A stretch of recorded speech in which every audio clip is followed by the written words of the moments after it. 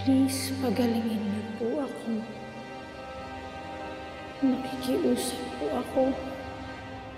Gusto ko pa pong makasama ang pamilya ko. Lord, pagalingin niyo po ako. Mami. Mami, wake up niyo po. I made sandwiches for you. Kain na po muna kayo. Thank you, anak. Wait, you have a basketball game today at school, diba? Mami, don't mind that. Ang importante po malagaan po kita ngayon. Tsaka, ako nga po pala muna magluluto. Papakain sa inyo, papainom ng gamot. Ako na po muna mag-aalaga sa inyo, Mami. Oh, thank you. Thank you.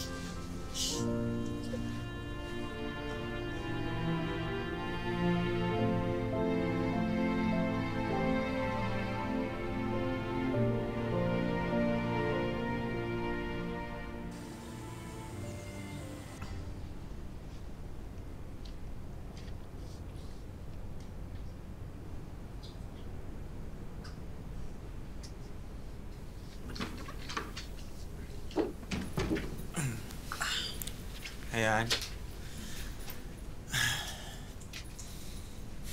Hey, how's your day, hon?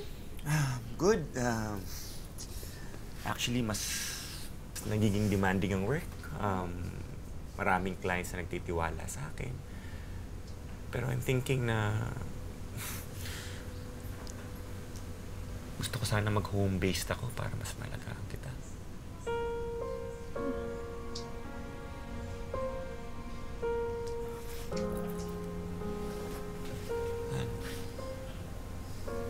Is there anything wrong? I'm worried about my medical bills. Hon, nagamit na natin lahat ng insurance coverage natin. Hon, you've been working too hard.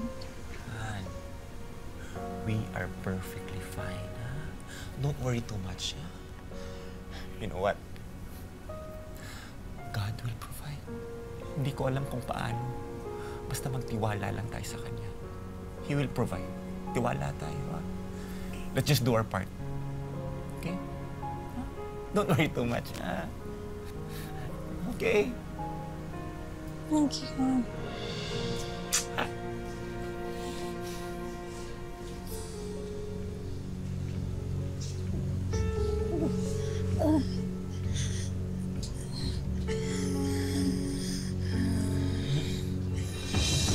Huh?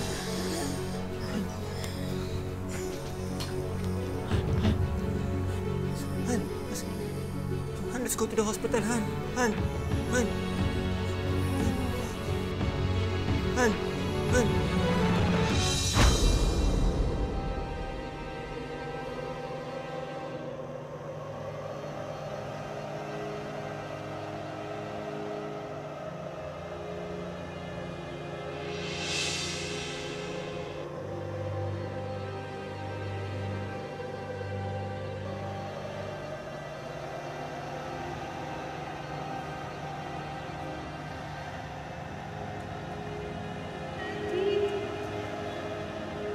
Anak, I'm sorry.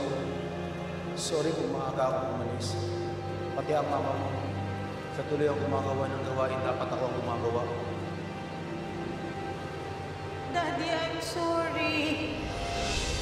Hindi ba ako pwedeng sumama sa'yo ngayon? Kailangan kong bumalik. Kailangan kong makita si Mami. Kailangan pa ako ng pamilya ko.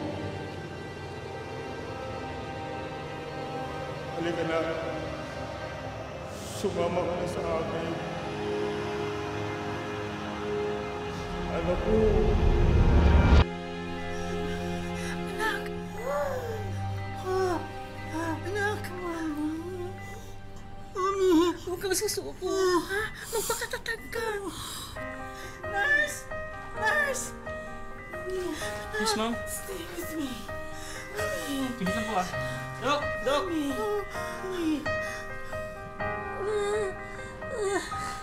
Mommy, stay with me. Ayoko po umalis. I want to stay with you. I want to stay with you, kids. Nandito lang ako, anak. Hindi kita iiwan. Nandito lang ako. Nurse! Mama, ba't ang liwanag? Mama, ang dami-daming angels! And then sabi ko, Mama, nakikita ko si Papa.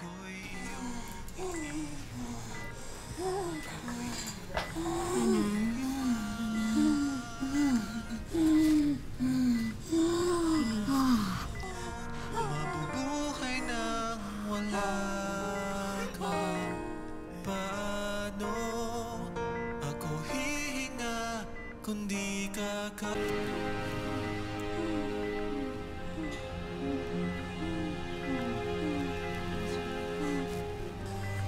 Tita, sa tingin ko kailangan na natin tawagan si Don.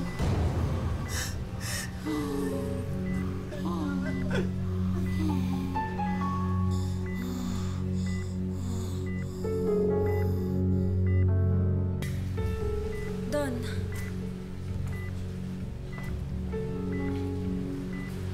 Steph, ano ba nangyayari?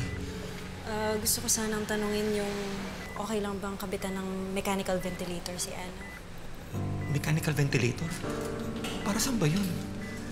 Makakatulong sana yun para madagdagan yung oxygen supply niya sa katawan. Steph, diretsuin mo nga ako. Ano ba nangyayari sa asawa ko ngayon?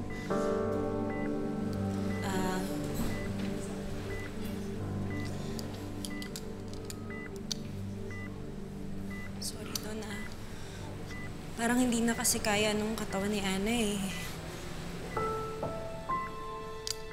Sorry.